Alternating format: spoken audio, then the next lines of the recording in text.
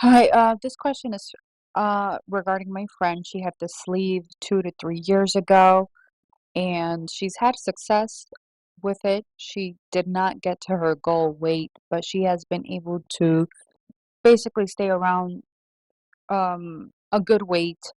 Now she is struggling with, I guess, her nutrition, and her issue is that she feels nauseous and she can't stop eating. She'll eat, and there's a limitation to what she could eat because it's so small. But then she just feels that she's always constantly hungry.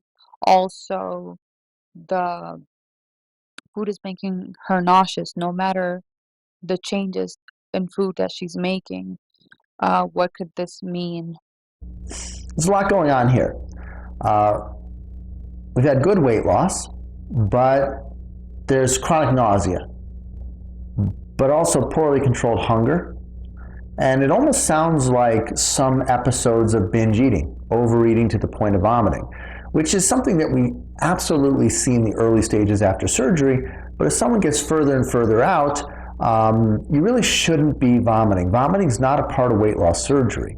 There may be some episodes in the early recovery process, but as a weight loss surgery patient, once you're a few months out, once you've recovered, vomiting should not be a part of your life. If it is, that's something you need to talk to your surgeon about.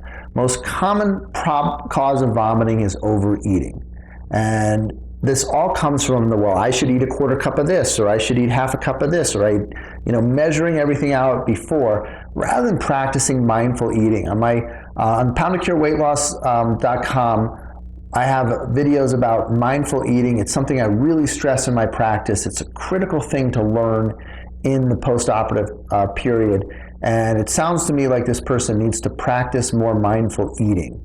I think, again, I don't know the details. We're not even hearing from the person, but instead from their friend. But is there an element of binge eating or overeating and a risk for a binge eating disorder? If so, a therapist would be helpful. Every bariatric program has a psychologist they work with. And so getting them plugged in with that person and having them evaluated for that. And then also, if you have chronic nausea after sleep, that is a complication. That is something that we can see, and that does need to be evaluated. Over time, the sleeve can kind of stretch. Everybody worries about it stretching this way, widthwise, but the more worrisome thing, I believe, is when it stretches lengthwise, because then it can kink and obstruct, and that can cause chronic nausea.